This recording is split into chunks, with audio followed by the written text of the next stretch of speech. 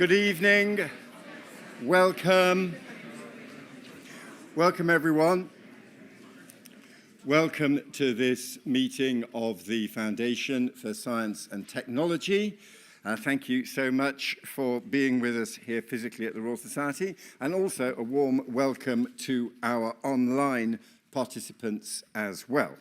I should also thank the National Physical Laboratory, who are sponsoring and supporting this event on the resilience of UK national infrastructure. And we have a fantastic panel of expert speakers, each of them expert in a different aspect of our national infrastructure, all of them engaged with the challenge of ensuring its resilience. It wouldn't be in keeping with the spirit of the FST if at the end of this evening we all leave in a state of generalized panic about everything being under threat.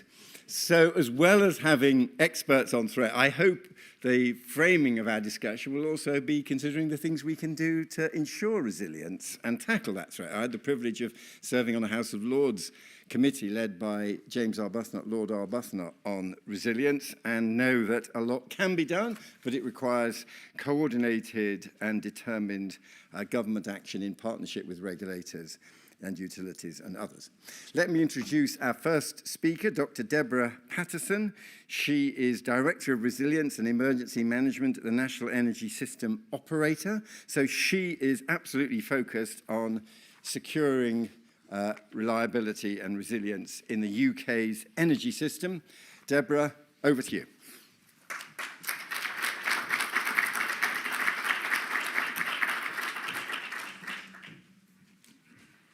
Well, thank you very much for that introduction. I'm sure many of you will agree that energy resilience, along with telecoms, underpin many of our lifeline services. On the 18th of November, the UK government announced the development of an energy resilience strategy, but that was from a chain of events that started on the 20th of March. So I want you just for a moment to bear with me and to imagine this. It's midnight. Maybe you're in bed, and there's smoke, dark smoke, and there's no light. And there's someone banging at your door, which is your local resilience forum. Why? Because there's been an explosion. A substation is on fire, and it will take 5 days to put out that blaze.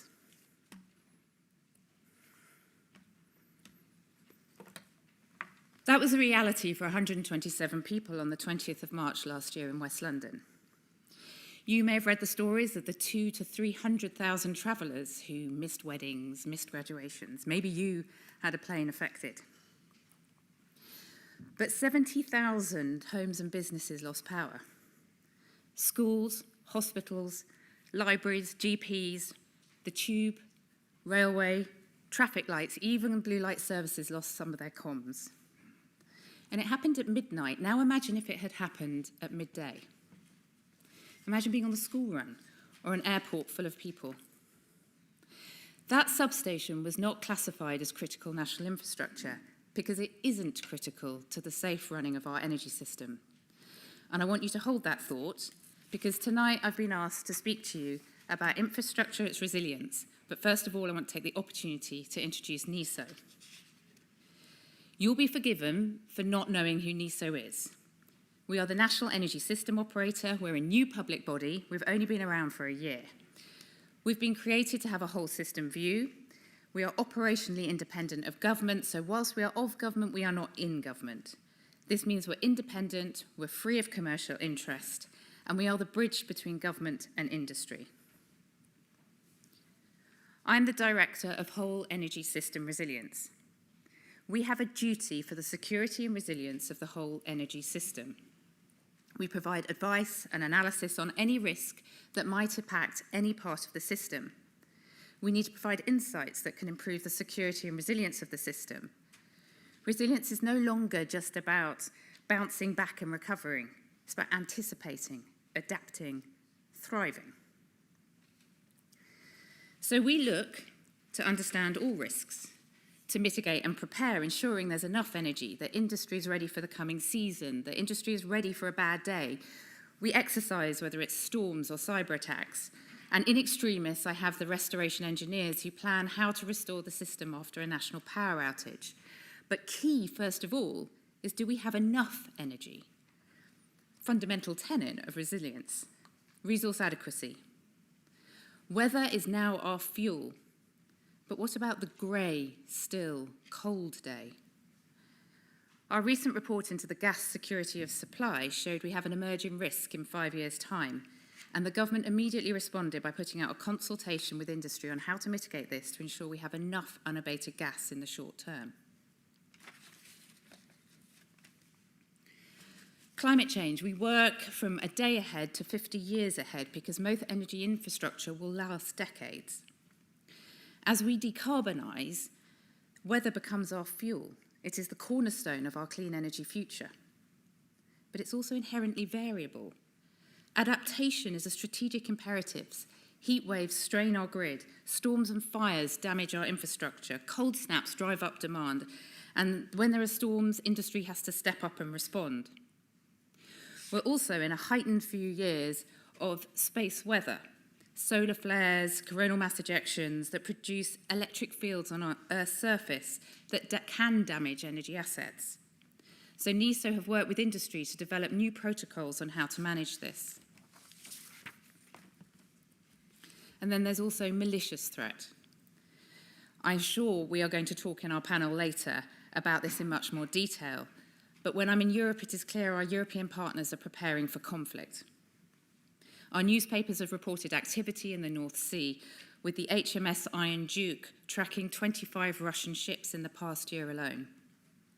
Drone incursions across Europe have affected our colleagues in Denmark and Belgium in trying to join us for meetings.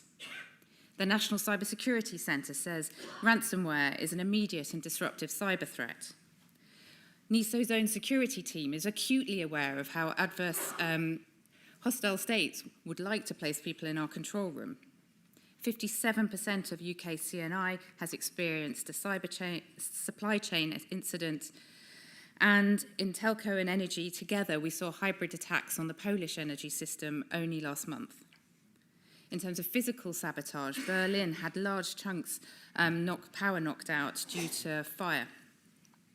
And of course, AI, the tools that are making our work much easier, is also making the work of the adversary much easier. So my final slide is back to that Heathrow point. So NESO has one power, and that is to request information on anything that might affect detrimentally the energy system. We produced a set of recommendations asked by the Secretary of State for DESNZ, with insights not only to what happened at Heathrow, but also how could we improve the resilience of all critical national infrastructure? And we produced those recommendations. And in November, the government has accepted them all with an action plan along the implementation. But for me, the really important thing is when we published that at the end of June, energy industry set up task forces to implement them, but so did aviation, and so did rail, and so did some of my colleagues in cybersecurity. Heathrow showed we're living in a time of compounded risk. This incident illustrated really some of the real complexity of our resilience issues. Heathrow only had safety requirements. It had to get every plane on the ground, and therefore it only needed 2 hours resilience. Heathrow has no requirement to stay open and to have a continuity of service, even if that's what society expected. Heathrow thought they had guaranteed power, because in a lifetime they hadn't had an interruption to it. But when a high-impact, low-probability event happened, they pulled a plan out of a drawer, printed on paper, and worked through hundreds of steps to get the airport back up and running within 24 hours. How many of us can look at our own businesses and say in that event we would be able to do that smoothly? TfL, Transport for London, also had a plan. They have a different expectation on continuity of service. They had everything back up and running in 30 minutes. And the data centres locally didn't skip a beat. They had resilience, but obviously much simpler setup. NATS, the air traffic control tower at the centre of Heathrow, that had 10 to 17 days resilience. because they know that they have to take control of the skies way beyond anything that involves clearing ours. So we then go to National Grid.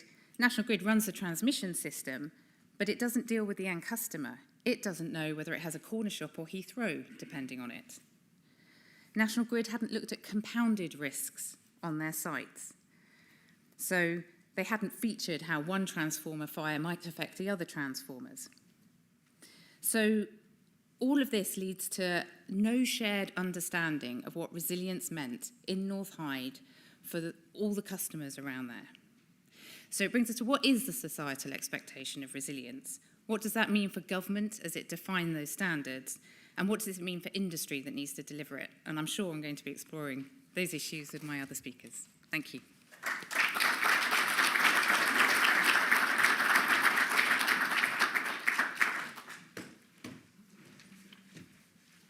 Thank you very much indeed for setting the ball rolling like that, because it really did bring out the big issue of the importance of systems thinking if we are to ensure proper resilience. And now we're going to hear from Natalie Black. She joined Ofcom in 2024 as Group Director for Communications and Networks and Executive Board member. Before that, she'd had a distinguished career in various parts of the civil service. I remember her as a Trade Commissioner for Asia Pacific. She was also Deputy Head of the No. 10 Policy Unit and has considerable experience in cybersecurity, having led the National Cybersecurity Programme as Deputy Director and then Director of the Office in the Cabinet Office. So it's very good of Natalie to be with us. Over to you.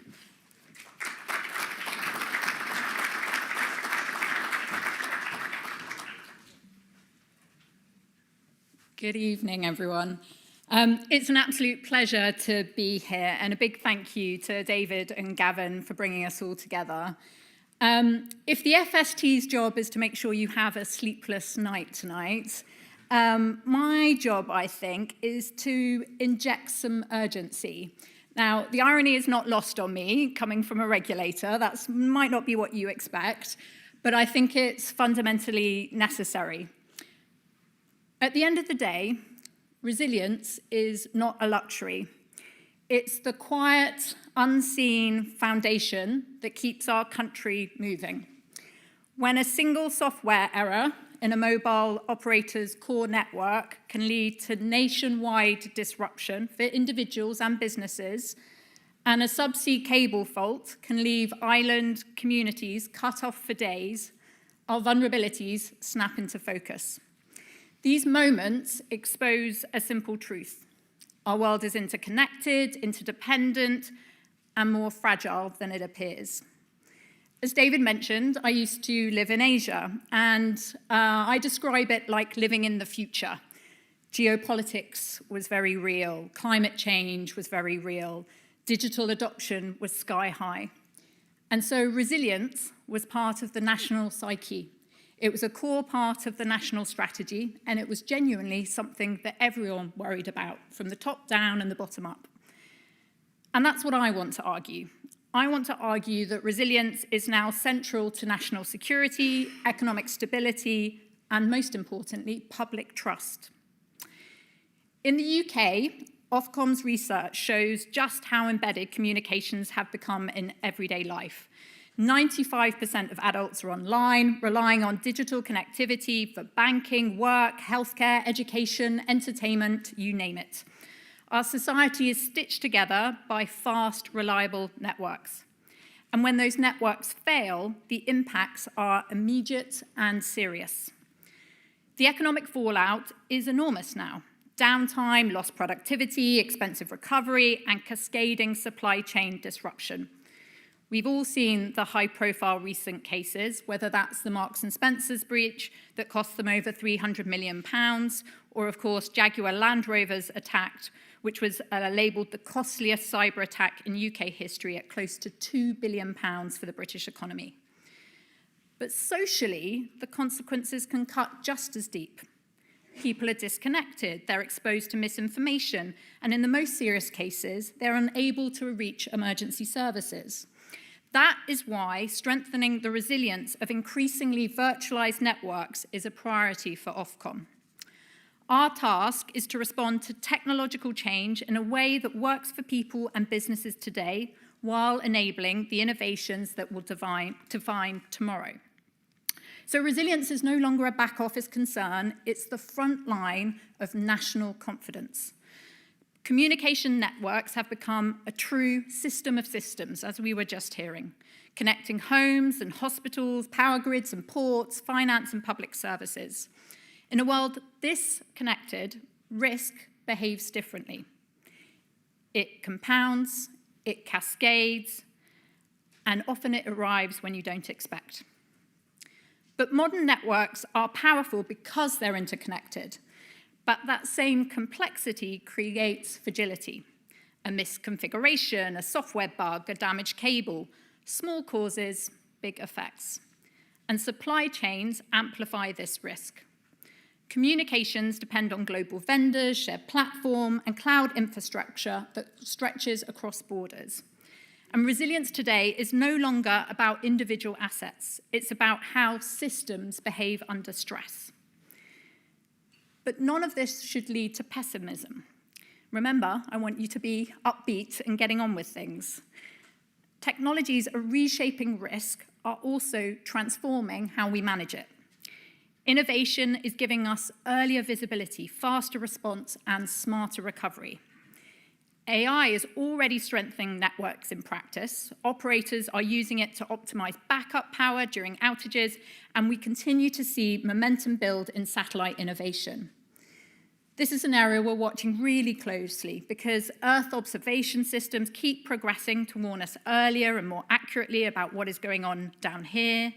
Low Earth orbit networks keep people connected in hard-to-reach areas, and emerging satellite-to-phone capabilities, which are being enabled by Ofcom innovation licenses, will soon let ordinary smartphones stay reachable almost anywhere.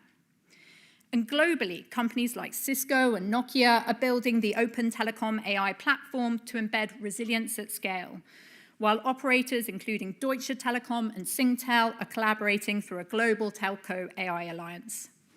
AI is also changing how we defend systems. Autonomous tools can now analyze software, simulate cyber attacks, and surface vulnerabilities before they're exploited. And real-time monitoring and automation allow faults to be detected and isolated before they cascade. In cybersecurity, zero-trust architectures and AI-driven detection are shifting us from reaction to anticipation. So at Ofcom, our responsibility is to ensure that technological capability turns into public confidence, that networks are secure, robust, and that they're there when it matters. We create the conditions for investment and innovation through spectrum management and support for 5G today, potentially 6G in the future, and of course, full fibre expansion. And we're working really closely with the government on its own resilience strategy. And as part of the upcoming Cybersecurity Resilience Bill, we will receive new responsibilities to regulate data centres. And of course, we're working really closely with partners like the National Cybersecurity Centre and of course the UK Telecoms Lab, and it's great to have Joe here today. We are ensuring that our understanding evolves with technology, not just through monitoring and upskilling, but through dialogue with companies, with suppliers, to really understand how their systems are evolving. And just yesterday, we published our first consultation to understand how AI is being used in telecoms today and in the future. So if you haven't seen it yet, please have a quick look on LinkedIn. We want to hear from a whole range of interested parties, and do get in touch if you have strong views. And we're also working really hard to shift the conversation a little bit. Increasingly, we think the conversation when it comes to resilience should not just be about coverage, but also how we shape the market to ensure that we are seeing the performance of networks that this country needs. How do we value resilience in the market today? If I've lost you, if you're really bored, don't worry, I won't be offended. Look at your phone and please Google for me, Map Your Mobile. It's a new tool that we built in 6 months. You can put your postcode in and it will show you how the performance of different mobile networks operate in your area where you live or work. I can see some of you doing it, or maybe you are just looking at your phone because you're bored. I have a clear ambition there. I want us to move from that kind of coverage performance data to resilience data. If consumers can value resilience, ultimately that will be in the interests of companies in terms of how we shape the market. That's a slightly different way of thinking about these issues, but that's the space that we want to be in. But that does not mean that we give ground on our traditional regulator role. When standards fall short, we will act. Under the Telecom Security Act, we enforce clear requirements. And when one operator failed in its handling of 999 calls, we fined it £17.5 million. That was to send a clear signal. Resilience and public safety are not optional extras. And just as importantly, international cooperation comes to the fore here. And I'm delighted to have recently been asked to join a new ITU-chaired expert group, expert I'll take if it's given, on digital critical risks. And I think increasingly we need to find mechanisms to talk to our international partners about these kinds of issues. So in closing, security and resilience are not simply about hardening systems or patching vulnerabilities. They need to be by design, they need to be incorporated from the beginning, and it's about foresight, constant learning, and understanding not only where things have gone wrong, but where they could go wrong. And of course, technology matters, but technology alone is not enough. Lasting resilience depends on strong governance, ambitious standards, and deep partnerships. Because as I say, resilience is not optional. It is not a luxury. It is the bedrock of trust in our national infrastructure. Trust that networks will be there in moments of crises as well as everyday ordinary life. And Ofcom is committed to strengthening that trust, relentlessly, responsibly, and for the long term, for every community across the UK. Thank you.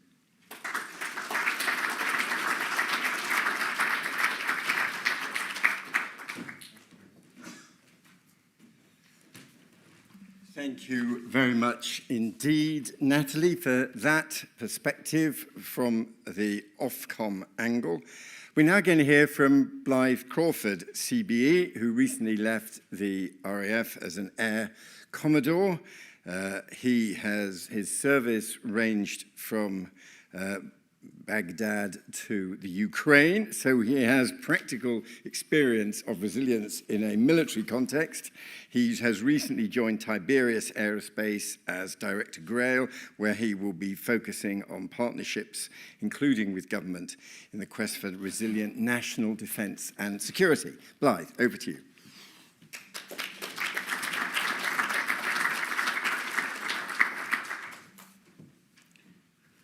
Lord Willis, thank you very much, and Gavin, thank you very much for bringing us here. I'm very privileged to be joining such an esteemed panel. I realised actually on my way here this evening my eyesight wasn't as resilient as it could be, so this is a recent purchase. I now need these to actually see what I'm reading. But as Lord Willis mentioned, I've spent the last 30 years working in the Ministry of Defence. I've had to tackle defence and security resilience at multiple levels and in multiple theatres. And primarily for the last 4 years, my primary focus has been supporting Ukraine against the illegal Russian invasion, whilst also taking relevant lessons to prepare the UK for defence against similar assaults and attacks on our infrastructure. You've heard already that when we talk about resiliency, we often treat it as an abstract property, something that's desirable but not necessarily required. But Ukraine has demonstrated that resilience is neither abstract nor optional. It's a systems property which only is revealed under stress, as Deborah pointed out earlier on. So what I wanted to argue this evening was the fact that the war in Ukraine has exposed two things to us simultaneously. Firstly, how resiliency can be built at speed, and then how fragile much of our own national infrastructure has quietly become. And I'm going to take, as an example, data comms, energy, and logistics as examples, primarily because all those factors underpin both our defensive capabilities and our ability to operate as a Ministry of Defence, but also underpin our economy. Ukraine did not set out to be resilient. It was forced to become so, and to become so very quickly. Within days of the invasion, some of you may remember that one of the first things they did was offshore all of their government data. A government is not a government without the data to back it up. And that decision preserved continuity of government and economic activity, something that we should be considering here. The lesson is not here about cloud adoption, but decision velocity under existential pressure. In terms of communication, you'll all remember the letter, I think, that Mikhail Fedorov wrote to Elon Musk asking for the use of Starlink, which provided resilient communications for their military network across the country. They also then adopted a resiliency measure for communications using cell phones connected to masts to use as audio for drone detection. But they also diversified across satellite, fiber, cellular networks, and civilian applications, many of which were overlapping, many of which were imperfect, but they were sufficient. And sufficient is a really important point to note. The design principle was not invulnerability, but graceful degradation. In terms of energy, they had a different problem because there was no way they could defend all of the energy sites they had across the country. And it's been particularly instructive for ourselves. You know, the objective was not to prevent attacks. This was impossible, given the number of attacks across the wider country, but to survive them, which meant rapid repair capability, grid islanding where feasible, local generation of energy, and an acceptance that an intermittent service was preferable to a systemic collapse. In short, Ukraine had designed itself for recovery rather than resistance. And then finally, on logistics and defense capability, we've all seen the sort of rise of the drone in Ukraine, and the supply chain supporting that initiative became very fraught very early on in the conflict. What we saw was how they leveraged other industrial sectors to build defense capacity. Furniture manufacturers who were laser cutting wardrobes one week pivoted to cutting drone profiles the week later. So how do we leverage excess capacity across our industrial base in times of crisis for one sector to support another? Here, resilience was organizational as much as it was technical. So in the examples that I've given, resilience in this context is not simply robustness. It's a combination of robustness, redundancy, and recoverability across technical, organizational, and human systems. So what has happened to us in the West over time? If Ukraine has showed us how resilience emerges under pressure, the West, I would argue, illustrates how fragility accumulates quietly during peacetime. If we look at how we manage our data in the UK today, it's generally held in data centers in the middle of cities, and we've concentrated those data centers in urban environments which are optimized for cost and latency rather than survivability. Physical security and geopolitical risk have become secondary considerations in that regard. On communications, our reliance on GPS is prevalent. You know, my 14-year-old was very surprised to see that when we recently visited the Eastern Mediterranean, I managed to run 15 kilometers in 4 minutes. Although when he looked at my Strava, it was straight out into the Mediterranean and back again. But GPS jamming is prevalent all across Eastern Europe at the moment and across the Eastern Mediterranean. We also give away areas of our spectrum and without necessarily understanding what sovereign fallback would look like. And we've seen that already today with Russia exploiting the 5G elements of the spectrum to conduct nefarious activities. And then in terms of energy, just-in-time gas supplies, cross-border dependencies, our energy systems, whilst efficient and interconnected, they are brittle. Just-in-time gas supply chains, that cross-border nuclear dependency and a highly centralized substations, as Deborah pointed out, at Heathrow in particular, create single points of failure across the enterprise. I was recently in Dublin helping the Irish government discuss how they would manage resiliency in that regard. And 75% of their energy comes through 2 pipelines into the country, and if either of those are cut, their economy collapses overnight. And then finally, in terms of logistics, centralization, we've talked about establishing several new armaments factories across the country. Those, as far as I'm concerned, become some of the largest targets that we have in the UK. And as innovation evolves on the battlefield, how would those pivot when we're working in innovation cycles of 4 to 6 weeks when they've been designed to build one particular component? So therefore, our manufacturing supply chains have been centralized for efficiency with minimum slack. And as we heard with Jaguar Land Rover, cyber incidents now translate directly into economic disruption. Just a few months ago, I was driving to work early in the morning, and I was listening to the radio. Sarah Cox was on. I think my son had changed the channel. And she was interrupted for the 6 o'clock news. And the news headlines were the fact that some drones had been shot down over Polish airspace. We'd had some aircraft incursions over Estonia. Airports in southern Denmark had all been closed due to drones over the airfields. And a major cyber incident in the UK, as we've discussed, the UK government had to fork out almost £2 billion to the suppliers. What struck me was not any of those single events, but the fact that we have normalized that activity. And having taken part in multiple joint exercises over my career, we build a scenario on what we call D-1 day, the day before the exercise, to get everybody into the zone, so to speak, of what conflict might look like.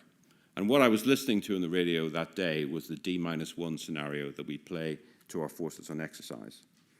So in systems terms, we're already operating in a pre-conflict phase of warfare.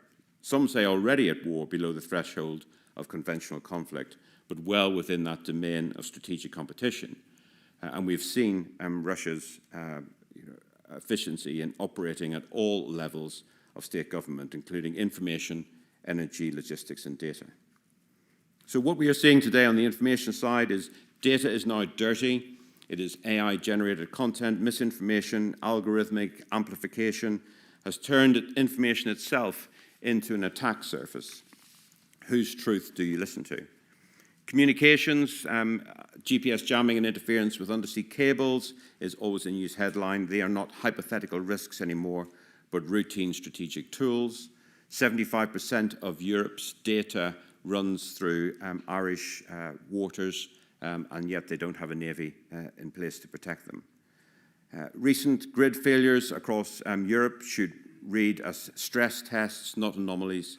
We heard about outages in Portugal and Spain, and obviously Heathrow more recently. And then cyber disruption of industrial supply chains have become a form of economic warfare, with JLR being a classic example. However, I am now starting to see the tide slowly turn in the UK and people determined to get after it.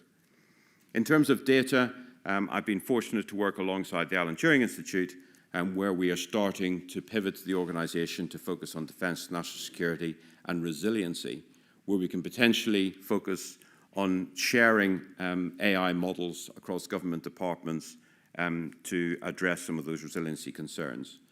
At Davos last week, sovereign AI was one of the key topics of the week, establishing sovereign infrastructure, sovereign data sources, and sovereign algorithms to underpin our economy and our defensive systems. In terms of communications, we are looking at diversification. We are now starting to address protection of undersea cables and deploying the Navy as such to do that. And in terms of energy, one of our major energy suppliers has recently been engaged with the MOD about putting energy infrastructure behind the wire on MOD sites to guarantee energy to those sites, building data centres alongside them to assure government data, whilst at the same time connecting them all with pipes that can carry our data backwards and forwards, therefore giving resilience in terms of energy, comms and data to the Ministry of Defence. And then finally, what I'm doing now in my new role, having pivoted to the startup sector, is to leverage that resiliency across logistics, where we've developed a concept that we've called Defence 3.0, which is about turning our industrial base into a point of deterrence and a point of resiliency in itself, federating manufacture across hundreds of manufacturers, spirally developing against blueprints for weapon systems and subcomponents by hundreds of SMEs, and creating an agile platform where we deter by being more agile, more resilient, and more robust than our adversary. In conclusion, resilience is often dismissed as expensive. In reality, it is the cost of operating in a hostile world. The same infrastructure underpins both our national defence and our economic prosperity. Fragility in one inevitably undermines the other.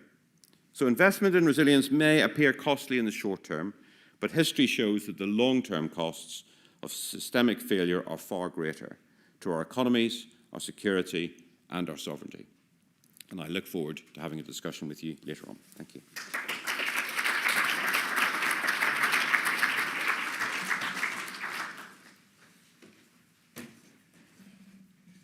Great, thank you for another really important perspective on resilience and security. We now turn to Joanna Cavan, who was the Director of Strategy and Delivery at DCIT. She is now the Managing Director of the UK Telecoms Lab, and that delivers world-class security research and testing to secure the technology that underpins our security. So, Joanna, over to you.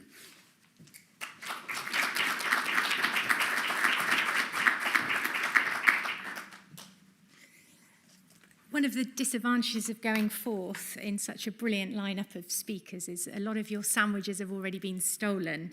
I'm also feeling the pressure, given the UK Telecoms Lab is part of the National Physical Laboratory, who are responsible for ensuring accurate and resilient time. I'm feeling the pressure too to make sure that I keep to my time slot tonight. But it's great to be here to talk about telecoms or connectivity, because that's at the heart really of this discussion on resilience. Telecoms is the connective tissue of all sectors. As Deb's alluded to, energy systems rely on telecoms for monitoring and control. As Blythe has talked about, telecoms is critical for our defence. Transport networks depend on it for signalling and safety, financial services for secure transactions, and you may have seen in the news last week a pill camera that patients will swallow to scan and take pictures for bowel cancer. That is enabled by 5G mobile connectivity. And so when telecoms networks are disrupted, they take down far more than just our mobile phones, even though I'm sure none of us can do without those for long. They also cause disruption to our daily lives. They can significantly harm a country's GDP, cause a loss of confidence for investors, and damage to our country's global standing. So the UK Telecoms Lab, which I'm proud to run, delivers security research and testing to safeguard critical telecoms CNI. I have teams of advanced vulnerability researchers whose job it basically is to hack into and break telecom systems in order for vulnerabilities to be identified, and then most importantly, to work with the operators and vendors to patch those vulnerabilities before they are exploited by a cyber criminal or a hostile state.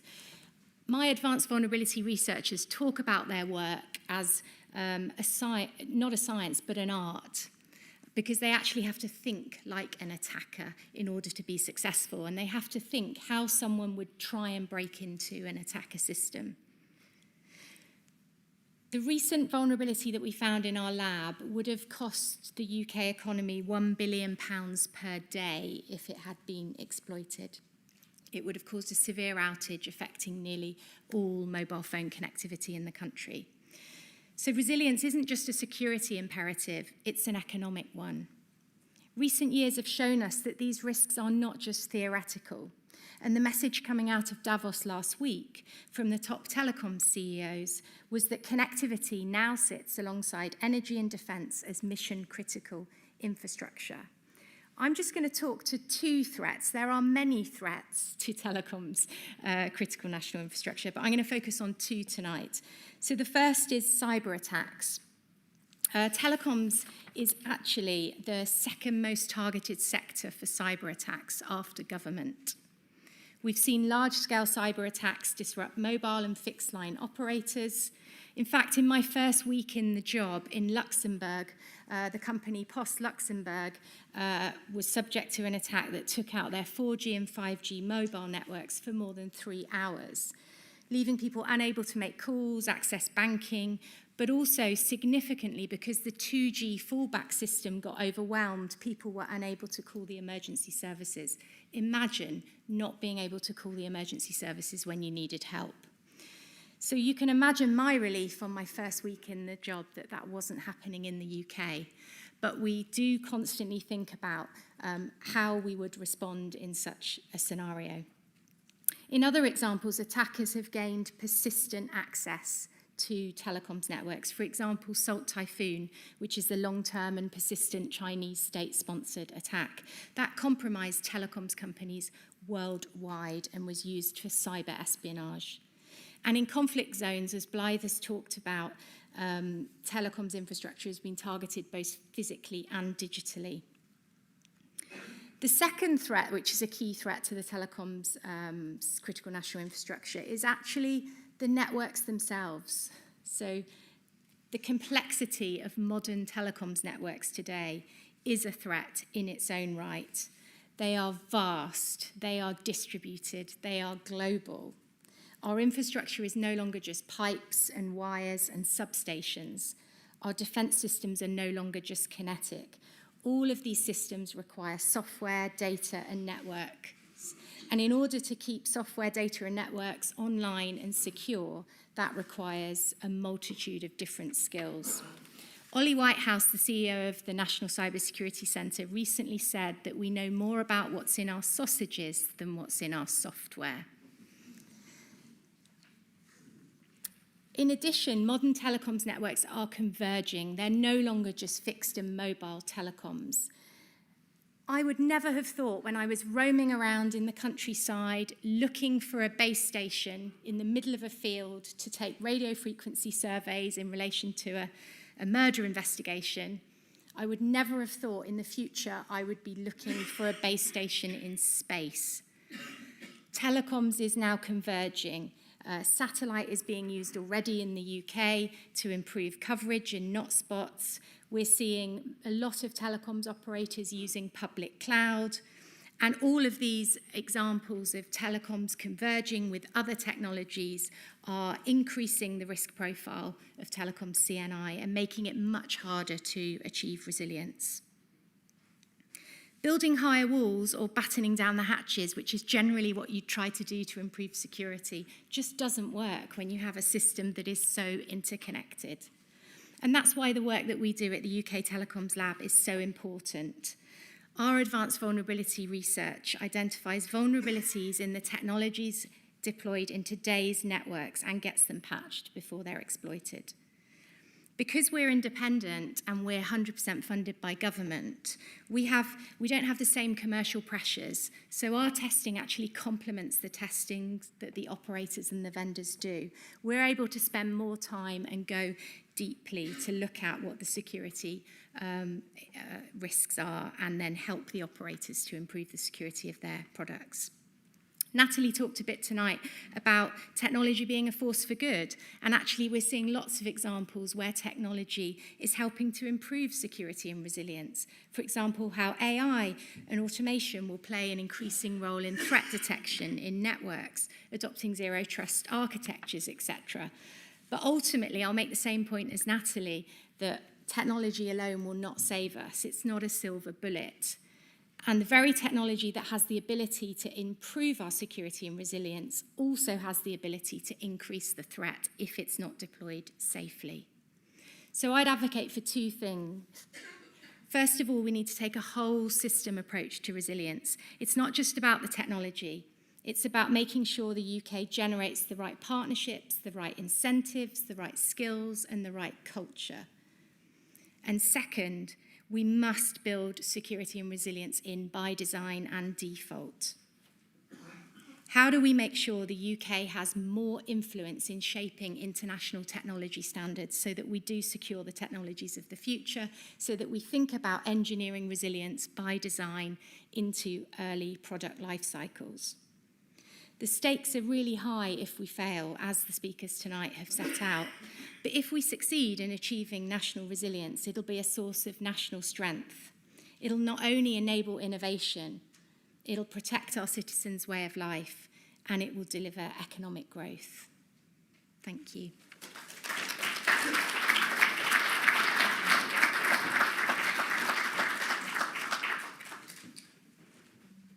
Thank you very much, Joanna. A very interesting theme emerging of how AI, the role that AI plays, both in some ways helping and in others making us more vulnerable. Our final speaker is Peter Bonfield, Professor Peter Bonfield, who is the Vice-Chancellor of the University of Westminster. He's had a very varied career. I remember when he was chief executive of the BRE Group, focusing on research and standards and safety in the built environment.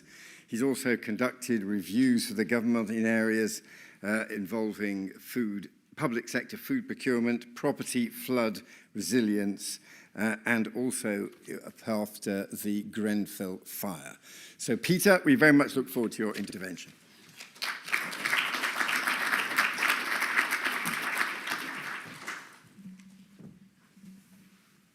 Hello. So great to be with you all.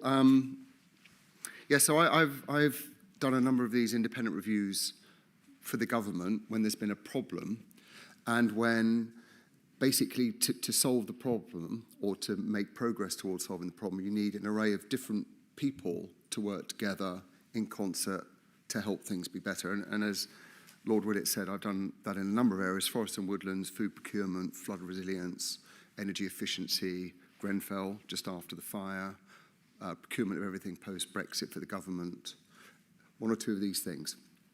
And the one I want to talk to you tonight about is one published about 3 months ago. It's called Flood Ready. And the climate has changed. And actually, you'll read on the news today about Storm Chandra that's impacted the west of England and other places. And you will read stories of people who have been flooded. And in fact, in terms of context, I did my first review of this 9 years ago when, Natalie, you talked about urgency. Like 9 years ago, nobody had really thought about how you make your property resilient to flooding. There weren't standards in place. It was quite a gentle environment where there wasn't a lot of pressure. However, the weather has changed. And if you look at the latest NAFRA, Environment Agency flood risk, you'll see that in this audience here, if you go about 5 rows back and distributed it, somebody here will have been flooded or will be flooded. Okay? And if you go about another 15 years down the line, if you go back a couple of rows further, about 1 in 4 of you are at risk of flooding, if you haven't been already. So this is a real problem. And like many of my reviews, if it's the food poor or the fuel poor or the building safety poor, it's always a poorest fifth of our society the most impacted. So I start mine by thinking about humans. So if your property is flooded, then water comes in. It's not just water either, because we have a drainage system that connects sewage with water. So often the stuff you get in your house is not just clean water, it has things floating in it that smell revolting. It comes into your property, and everything below a certain level is then ruined. Carpets, skirting boards, paint, photographs and other things you might have lost. When that happens, repairing your property, whether it's a business or a home, involves a lot of time and money to replace. You have to replace a lot of materials that are inherently not waterproof. On average, you're out of your home for a few months. And then when you go back to your home, if you have insurance, the premium will have shot up, or the excess you have to pay if it's flooded again is huge. Now, for many of you in the room, you might be able to afford that and cope with that. But for many other people, it makes living untenable and makes the most vulnerable suffer the most. So that's a problem. And when we talk about flooding, often again, when you see the news or you hear stories of it, you see seas coming over defences, or you'll see riverbanks bursting and torrents of water coming down. That absolutely happens, and there are more risks of that, and you see that all around the world. And not only does that cause damage, but of course that has a massive impact on life safety. People can die in floods, we see that. So that's a really, really important part of the system. But there's another part of the system which is about the inherent resilience you bring into your property, so that if you are flooded, then you can recover very quickly, go back to living and not have disadvantage. So my review looked at property flood resilience, and actually it came about because the current minister, Emma Hardy, I met in shadow. She's really keen and genuinely wants to do her very best as floods minister to protect society from flooding. Anyway, so I ended up getting commissioned to do this independent review through the Environment Agency to look at this problem. And if you look at the UK at the moment, about 6.7 million, which is about 1 in 5-ish properties, is at risk of flooding. And of that, more than 4 million, more like 4.5 million, is at risk of surface water flooding. So not the stuff you see on television. It's water that might come from the road or run off from a hill. It's not a torrent. It comes and it goes in your house to sort of these sorts of depths. Comes through the door and goes around your house, swells your plasterboard, makes the kitchen units go like wet Weetabix, ruins things. Getting it out and replacing it is difficult and costly. And before, the insurance industry worked on a like-for-like replacement. So they come in, strip everything out, put things back in. But then, of course, the next time it's flooded, because it's like-for-like, the very same materials are used. So the next time it's flooded, you have the same pain and misery. But this time, the householder might not be able to afford the problem or not. So what we've looked at in this work, if I can make this work, is this is my plan that's published. What we've looked at, these basic things. So the first thing is, how do you resist water going in? It's very practical. So you can have doors, flood doors, that stop water going in. You know, most of your properties will have air bricks below the damp-proof membrane to get ventilation under the floor. They're a wonderful exit point or entry point for water, so you need to cover air bricks. Toilets, when water's coming through, are a great place to get water inside the home. Anyway, basically, there are a whole array of practical measures that you can take that stop water going into the home. Then if water does go in the home, ideally what you want is you want to have materials that are water resilient. So they don't need replacing afterwards. They can be washed out, dried out, and gone to live in again without replacement. So that's another key part of it. So they recover very quickly. And the other thing we want to do is to reduce the risk of surface water flooding. So the key thing I've learned with all these reviews I've done is what helps most is if you think about the system and you get together all the people for whom that is a clear goal they want to aim at and they have some interest in doing something about it, and then you team them together to set clear actions that deliver that. So that's what we're aiming at, and it's part of the system of all these other measures that make a difference. So brought together a leadership team, so mortgage lenders. So if you're a mortgage lender here, then one of the 5 top risk mortgage lenders now have on mortgage default and devaluing of properties is flooding. We brought insurers in because insurers still have to do quite a lot about making sure homes are repaired in the way that manage their risks and where insurance premiums are set at levels that reflect that. We brought different bits of government together because DEFRA, the Ministry of Housing and Local Government, and their agencies need to set policies and regulatory environment that's joined up that actually means the building regulations, planning systems, and other things actually connect in a coherent way to protect society. That's what that's about. We brought builders in. If any of you have work done on your home, then you might know that the person that's done the work is a local builder who's trusted because their brand and reputation is referred to by others. So we brought those in so they can be trained to be competent. National house builders, housing associations for whom they own these assets, do-it-yourself providers who distribute the products, product manufacturers who make products that are properly certified that actually work and be trusted in the home, and then a huge amount on people. So most of the things, if they go right because the people that do the job have the right ethics, the right competency, know what they can do and can be trusted. Things go wrong when rogues and charlatans or people who aren't doing the proper job are allowed into the marketplace to do things that aren't trusted. So working with the Royal Institute of Chartered Surveyors, architects, setting up registers of properly competent and trained people is a solution. And the activists, many volunteers, many people who help out in flooding are all part of the movement. Anyway, this is part of the group. These are the priorities that I've just described, and the outcome is set out in this report that has 22 recommendations. It has, all of them are allocated to part of that group I've mentioned. Minister Hardy has a flood resilient group that works across government that's delivering those actions. And so we progress, we make impact. And if any of you are living in a flood risk area, I commend the report. Right?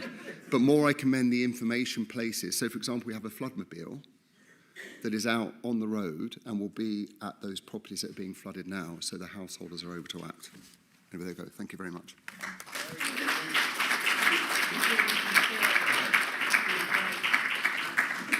Let me invite our panellists up. Why don't you go to the far end, Peter?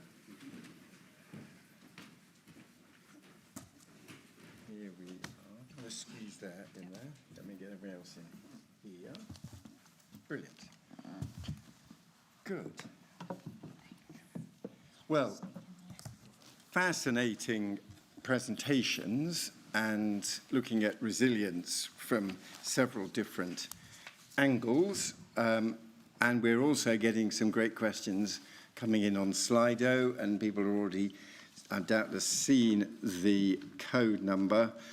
I'd like to start with one question, which follows on from the analysis, and another report linked to water, which I still think is one of the best reports, which brings out the challenges of government today, which was John Cunliffe's report on the water industry, and he was trying to investigate a whole range of problems, of which flooding was just a part. But what he brilliantly showed in his report last summer was a fragmented system with a range of players with narrow responsibilities and no overarching system intelligence. And in many ways, I think that's a theme behind several of the presentations we've already had. Now, the government, you could argue, should be the organising intelligence. So one question which I'd be interested in your views in is exactly where government policy is on that and the extent to which, and there are initiatives underway, exactly what we can expect of government, and relate that to an online question which has been upvoted, which is, does whole of system resilience require whole of society conversations? Is it time for general population dialogue? So rather than just thinking of this as a government challenge, this online question invites us to think it's a society-wide challenge. And I think, and let's give all of the panelists an opportunity, keep it short because we've got lots of other questions. Let's start at that end. Any quick observations on that challenge? Yes, I think it is whole of society, not least, I think we need to be clearer about what our expectations are as members of the public around resilience.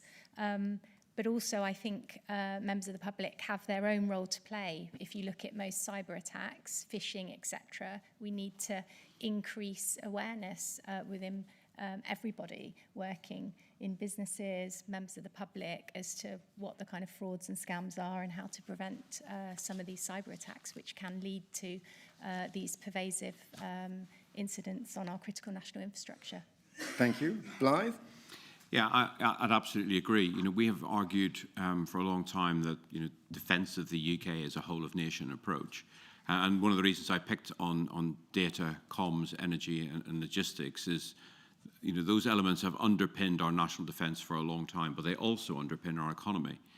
So when you join the two together and you start to address those challenges, it automatically becomes a whole of nation approach, which supports both resiliency of the economy and of our defence and national security as well. I do think, though, that our biggest challenge, you know, we talked about initiatives that are already underway, is the cultural one of trying to get the wider society to take that into their day-to-day conversations. And in engagements I've had with Scandinavians, Finland being my sort of favourite Scandinavian country in terms of resilience, and that conversation is very live today.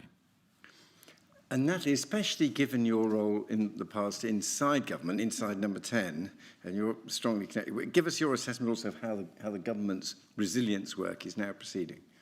So you won't be surprised that I think there's a very important role for government to continue, as it always has, through the Civil Contingency Secretariat, to coordinate national response. And certainly with the upcoming Cyber Security Resilience Bill, which is expanding the responsibilities on a whole range of regulators to be more activist in this space.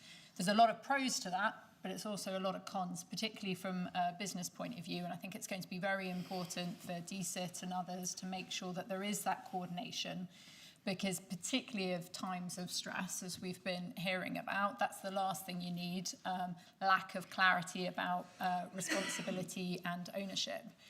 The only point I would add is I think the world has fundamentally changed, and that's a difficult challenge for the government. The days of the fact that they used to own most of the infrastructure, or at least be on first name terms with the CEO and be able to call them up, That's quite different now, and that's where you get into the digital sovereignty space. And increasingly, I think it's going to be really important for us as a country to understand what do we really, really care about, and making sure that we have a hook in there somehow, whether that's through the supply chain, whether that's through our wider geopolitical levers. But the days of being able to bound our infrastructure to the geography of the UK have ended, and so the challenges for the UK government are much, much harder.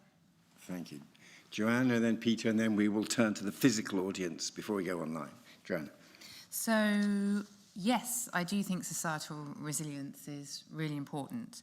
I'm laughed at by my family for being a mini prepper. I do have water, I do have food, I have candles, and I carry cash. Yeah. And I feel for the government a little bit on this, because various governments put out advice to the public, and I think they're ridiculed in the media when that advice goes out there. But I think it is Finland who has, their energy company has very nice stepping through on what you should have in place for like 30 minutes, 1 hour a day. And at NISO, I think this is something, you know, we will look at, because I said I have the teams that do a national power outage. I was really struck, I was fortunate enough many years ago to be the energy attaché in New Delhi. And I remember my Indian counterparts laughing at us because we'd had a 20-minute outage in London that had cost the city millions, and people trapped underground. Again, some of you might remember it. And they were like 3 times a day. Our economy's growing. What's up with you lot? And because they were prepared for it. They had their own resilience in mind. So yes, I do think there is something for society there. Thank you. Peter? And then, yeah, you can only get real outcomes that work for everybody if you've got the team of players, private sector, public sector, institutions, public acting in concert. Then you get outcomes. On Cunliffe, and agencies working together. Again, just a practical thing for any of you that might be at risk of surface water flooding. Surface water, you know you want the drains cleared. Lots of drains are blocked. When you have the data coming in that you're at risk of flooding, often there's one drain that needs to be cleared. The problem is it the highways agency, the water company, or the local authority that cleans it up?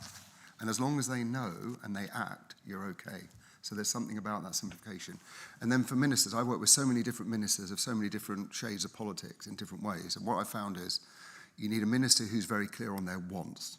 And if you've got a minister who wants things and is clear about it, loads of people come behind and act. The second thing is you've got to be strong in the regulatory environment to keep out the rogues and charlatans and make sure those are operating can be trusted. And the third thing is you need to put seed core money in some government agency that starts building the market, like Environment Agency is now doing on my flood plan. And if you've got those 3 elements, they work. If you don't have those 3 elements, it's less likely to work. Yep. I do think at the moment we're all beginning to worry about our flood security, about our energy supplies, about our cyber security. Let's hear from the audience here with us, including practical advice and suggestions. Always help. So who wants to set the ball rolling? Right, we've got a couple of questions right at the back, please. Let's collect those. 3 questions right at the back. Good. Hello, Give your name Andrew and organisation, if possible, please. Andrew Mackenzie from the Physiological Society, and we're really interested in this from a health and physiology resilience perspective. And we've heard a lot about, I guess, hard infrastructure. I wonder what are the intangible elements of infrastructure around society or health that, for example, that you're most concerned about that we should be thinking alongside in terms of national infrastructure? Right, thank you. Intangibles. Then there was another question there, yeah. Thank you. Fascinating talk from the panel. 2007 to 2012, my name is Gerard Parr. I'm Professor of Telecoms Engineering at the University of East Anglia. 2007, 2012, we had a national programme for the digital TV switchover. Simple messaging to every house in the land with clear facts and a sort of a very clear to-do list. Why can we not have the same thing now for a public engagement programme to build up national resilience? Okay, and there was a third question at the back. Yep. Yeah. My name is Paulina Beival. I'm from UCL Optical Networks Group. So, Joanna, you talked about how in the National Telecoms Lab, there are people trying to break the network to find its vulnerabilities. That seems a little bit retrograde to me. How about looking how you can design networks for the future with the vulnerability in mind at the design stage, so they evolve with resilience. And resilience means all sorts of resilience. You talked about that. Means resilience to attack, resilience to energy growth. We see AI throwing traffic into the network, completely changing the traffic statistics and the energy. Resilience to new technology. So there has to occur way earlier than trying to patch it. And a second point about AI helping in the resilience. How can it possibly help when it's completely uninterpretable? We have no idea what's going on.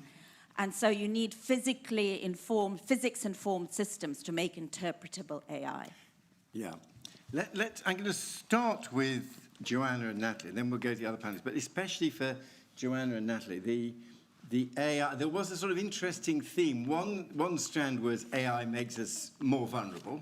And then you, I think, were the most optimistic that also AI had the capacity to work out ways of delivering resilience, a greater capacity, yet again, from AI than humans on our own. So the kind of AI adding to the problem or adding to the solution or both was a bit of a theme. Do you want to, Joanna, let's have Joanna and Natalie, and then we'll turn to the other panelists as well. Yeah. Yeah, absolutely. And Gerard, I think it's a great idea, by the way, and I think we should do that as a nation. Mm-hmm. Pauline, on the advanced vulnerability research, yes, you're right. That is one of our tools in our toolbox, if you like, at the UK Telecoms Lab. But we're also doing standard industry security testing, and we're working with vendors and to make sure security is built in by design and default. And also we are looking to put out more and more observations to help to influence and shape the technologies of tomorrow. So we are kind of engineering security by design into products because we need to do both. And good to me would be we're out of business as a lab. Because there is no need for any advanced vulnerability research, but we will see where we get to. And then on the AI, I think we're already seeing it being used to automate and identify threats at speed and anomaly detection. But you're right, we do need to make sure it's explainable and that we are not, we are aware where it is being used in the operation of our network and how it's working and what the potential consequences are. But I think it can be a useful tool in some of those areas. And is your overall assessment, NPL, that our telecoms infrastructure is becoming more secure or less secure? I wouldn't. Yeah, I think it's probably less secure because of the complexity of the networks. Right. Natalie, your observations on that? Yeah, so let me just quickly come in on the campaign point and then I'll follow Joe's, because I do think this is really important. So in terms of the national build of fibre broadband in this country, it's incredible. We've gone from 6% in 2018 to nearly 80% across the country. But take-up is still very low. It's still about 45% of the country.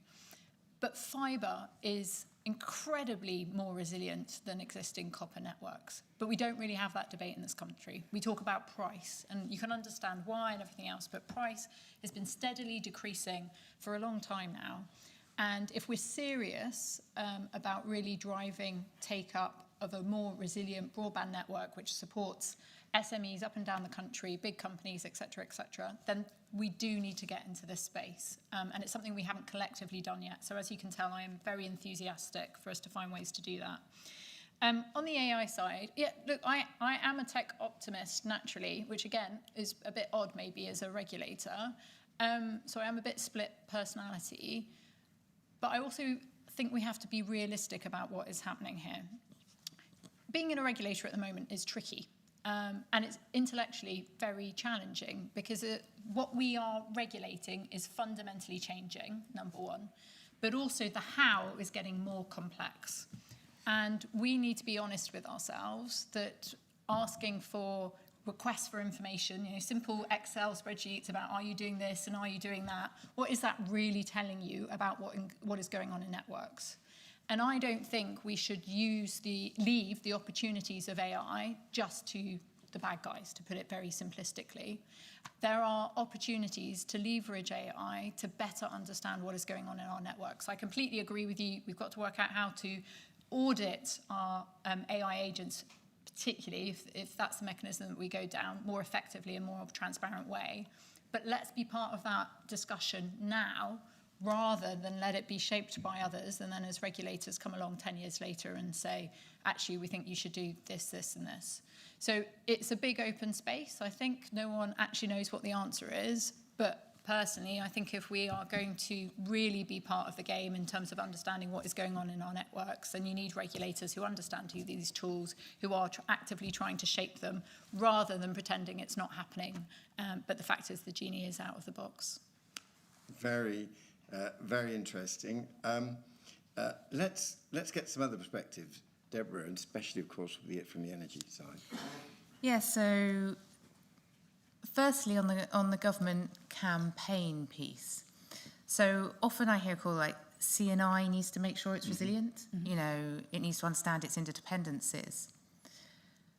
Not all CNI is told it is CNI. CNI is secret. And maybe some adversaries own our CNI and we don't really want them to know it's CNI. So there is not a policy in the 13 sectors that all those 13 sectors know how critical they are. Therefore, asking them to take responsibility for their resilience is not really feasible. The other thing that strikes me as we think about government campaign is what is our resilience building for?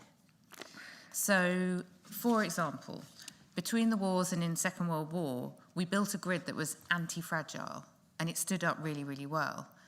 But it's been many decades of peacetime. If you ask industry to respond and build for conflict, it will. If you're building for peacetime, it's something else. If you're building for economic efficiency, which drives out redundancy, that's something else. So at the moment, we're not clear, and the government is clear what we are asking our critical national infrastructure to build.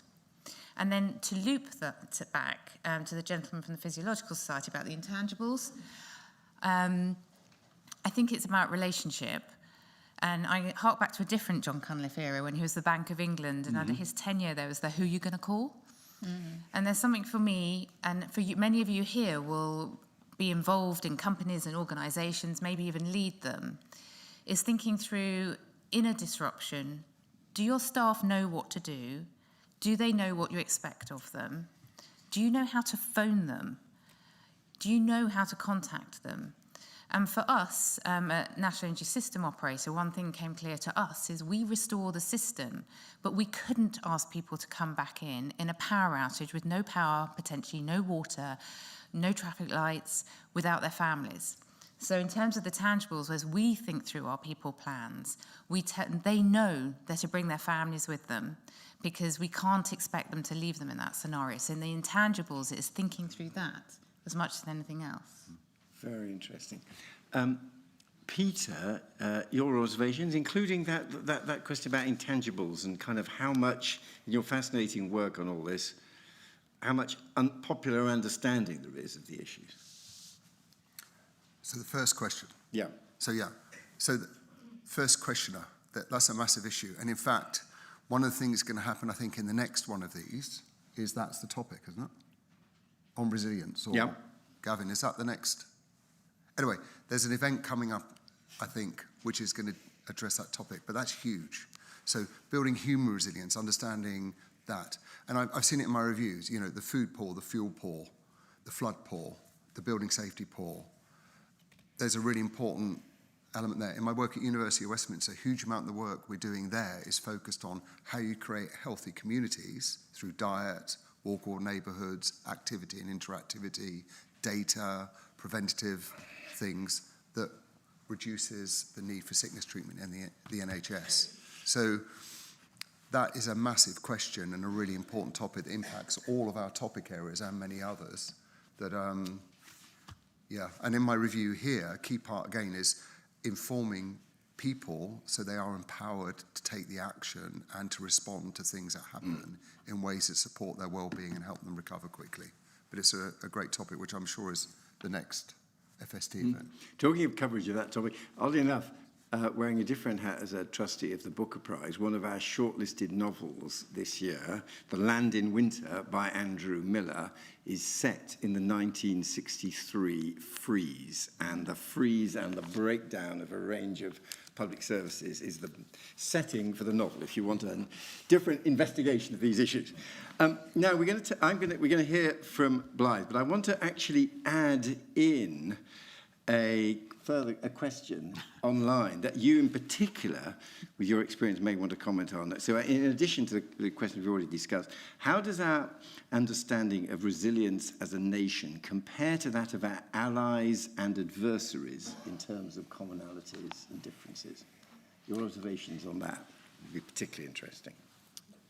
So I'll start with that one and then touch on some of the other ones. So we had a fascinating conversation last week at Davos between myself, Ukrainians, Poles, Scandinavians, about human resiliency, first of all, just in terms of the culture of society. And if you look at Finland, for example, ever since 1941, Finland has practiced resiliency at a national level right across society and continue to do so today. They're one of the most impressive countries I've seen in that regard. In terms of human resiliency, I got some fascinating views from particularly Poland and the Baltic states and the Ukrainians who had lived under a communist regime, where they prided themselves on being robust and resilient. You can do anything you like to me, and I am going to bounce back, which is one of the reasons why they're sort of driven to look so miserable the whole time. We thrive under oppression. Throw what you like at us, and we'll continue to push back. And they said there was a huge cultural change. After the Cold War ended, that they suddenly saw a new way of looking at life.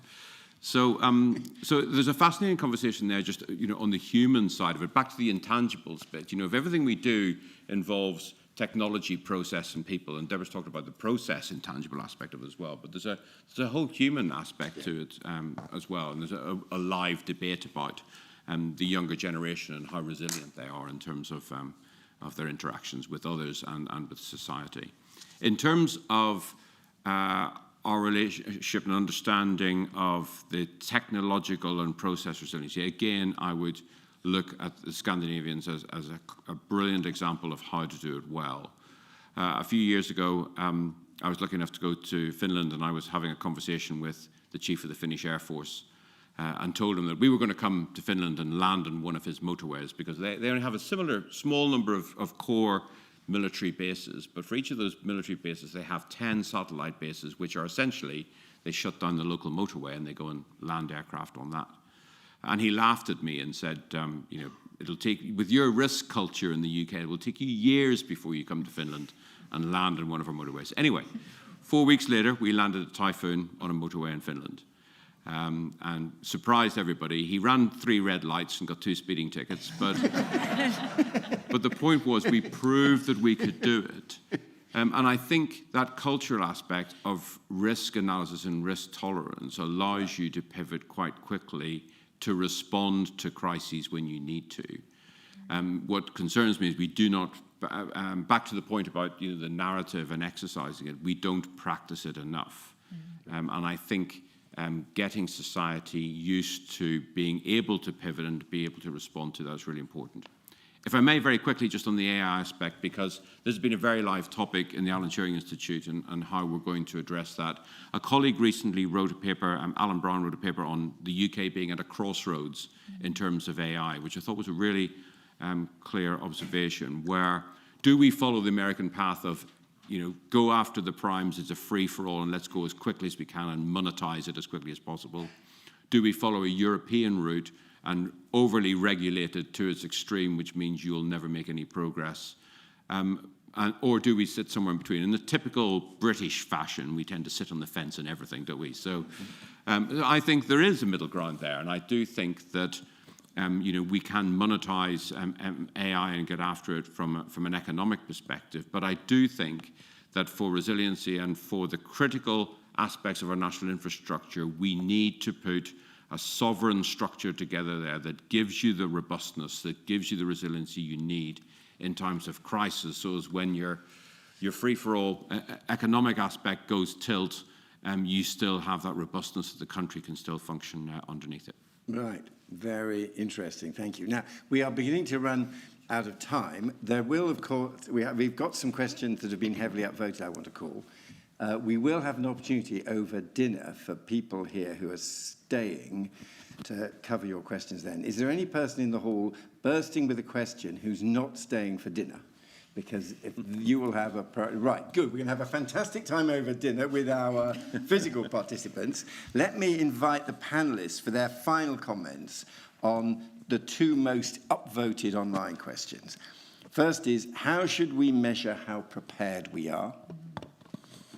And secondly, about the types of insecurity we've discussed, is climate and health security, i.e. pandemic preparedness, on an equal priority with national defence? We've had several different perspectives. We've had, of course, the defence perspective.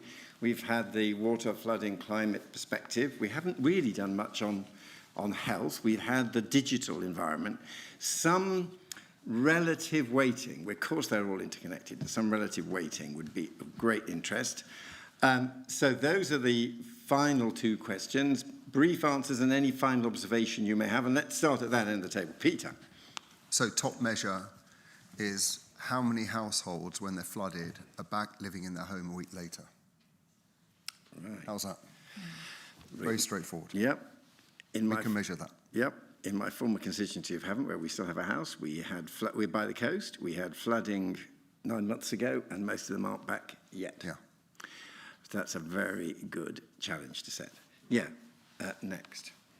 So similar actually is that speed of bounce back. And an example I'll give you is there was cascading failure in Sri Lanka last year caused by a macaque who broke into a substation called a cascading failure.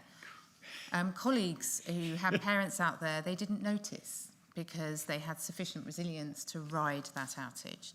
So it's how can you ride an instant and still thrive? And I think that is a measure of resilience. That is a wonderful example. Thank you very much, Natalie.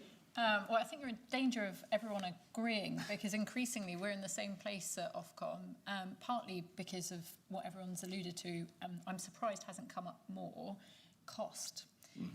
The fact is you can't actually buy your way out of this problem, and we need to be very honest with ourselves that that is the truth. So instead, by assessing how quickly you can bounce back, you can start making choices about how you invest with the little amount of money that you do have. And that's where I think the national debate has to go. In terms of the question about relative importance of sectors, really interesting because, again, from my Asia experience, when we were living through COVID, because they had been through something similar in SARS, the reaction was very, very different. So for me, a real test, actually, sort of test part B, is the extent to which you can see lessons from previous experiences being drawn through, that we don't actually treat individual instances as one-offs, because they're not. There's a trajectory around all of this. And then just one final point. I think we need to be more honest with ourselves as a country about where our reliance is. And of course, I'm biased at Ofcom in terms of the importance of telecoms, but it's a hard truth that we haven't quite grasped in terms of the reliance of pretty much every other sector in this country on telecoms infrastructure. And so I do think it leads to an argument of how we need to treat it slightly differently. And other countries, whether that's Norway, whether that's Australia, have made different policy choices. And we are probably headed to a place where we need to start doing the same. And so just flesh out, when you say different policy choices, So, for example, in Norway, they have set out resilience requirements on a geographic basis. So different parts of the country, there are different expectations about what is there. Again, linked back to this bounce back argument and saying that it's more important in some areas of the country to be able to do that. Or in Australia, the government has stepped in and subsidised specific resilience measures. So that might be around what technology is available, what capabilities are available. Now, they all come with big dollar signs down there. So that is something that, again, we have to be honest about. But I suppose that would be the one challenge I would inject into this excellent discussion. I don't think we've talked about money enough. Blythe, and just to press you, you went, in your last answer, you referred to sovereign capability. And of course, this is a massive shift in thinking. And I think of the National Security and Investment Act, where for years we prided ourselves on basically having an open market for the ownership of British companies. And with surprising little controversy, this legislation was brought through by the last Conservative government that totally reversed that, said any overseas takeovers need to be looked at from a security perspective. But is sovereign capability and sovereign resilience viable given the amount of interconnection that we've got? So, again, sovereign can be quite a controversial word because everybody's got their own impression of what aspect of it, what needs to be sovereign. Is it sovereign data, sovereign infrastructure, sovereign decision-making? And I think there's a graded response to that. I think there are areas of our infrastructure and, for example, around some of our military command and control systems that absolutely need to be sovereign because you could potentially start a conflict if somebody managed to hack into it. So there's that aspect. I think, given what I mentioned earlier on about data and what I refer to as dirty data, where it is either generated through AI or it is generated through malicious means, we need to be very careful about, going back to AI primarily thrives on data, but obviously you now have AI models that don't necessarily need to use LLMs in the same way as we traditionally do. So having an understanding of where that data is coming from and the viability of that data to then create models, you need to be really, really careful about where you apply that. So I think in terms of the sovereign bit, I think it depends. And I think dependent on the importance of the criticality of what you're dealing with and its importance to the survivability of the country, both from an economic and defence perspective, you have a graded response to it. As an example, obviously in the communications networks, we had the reversal of the decision about Huawei and having to remove that infrastructure from our own networks as such. Thank you. Yes, Joanna? So I think in terms of, is it climate or health security or which sector wins out, I would say it's not that black and white. And actually, the issue, I think, is when the sectors collide. So I talked about telecoms as being the connective tissue across all critical national infrastructure. I don't think sometimes as well it matters whether it's malicious or non-malicious threat, because actually the outcome can be the same and the corrective action needs to be the same. In terms of measurements, I think we do need to spend much more time preparing for planning, having playbooks, rehearsing, making sure we can recover as quickly as possible. If we can do that, then will that lead to us coming up with some measures in particular sectors where we have to compel companies to respond to incidents of certain themes or types within a period of time? Who knows? But I just don't think we're there yet. I think where we need to invest now is actually in putting those plans in place, in rehearsing them. Yeah. Well, thank you very much indeed. I think it's been a really interesting discussion looking at security and resilience from a range of different perspectives. It's been great to have those different perspectives. I would say for myself, this has helped me think through a ministerial appetite for wearing my hat as chair of the Regulatory Innovation Office. One of the live topics is risk and regulation. And sometimes the view is that regulators have insufficient appetite for risk, and are we over-regulating because we're trying to create zero risk when we have to live with risk? And I think this discussion of resilience has enriched my understanding of exactly what we should reasonably ask of regulators. I still think there are occasions when there is excessive risk aversion, but at the same time, resilience in the sense of being able to bounce back ability. And bounce back ability may be a better thing to aim for than reducing and removing all risk in the first place. So I think I've personally found it a very illuminating discussion. We are very grateful to the National Physical Laboratory for sponsoring the discussion. Thank you for our online participants and for your questions and for upvoting some really key ones which we've discussed. For our people here with us, there's a drink next door, and we will have dinner downstairs at 8 p.m. when the question and answer will carry on. Thank you all very much indeed. Particular thanks to our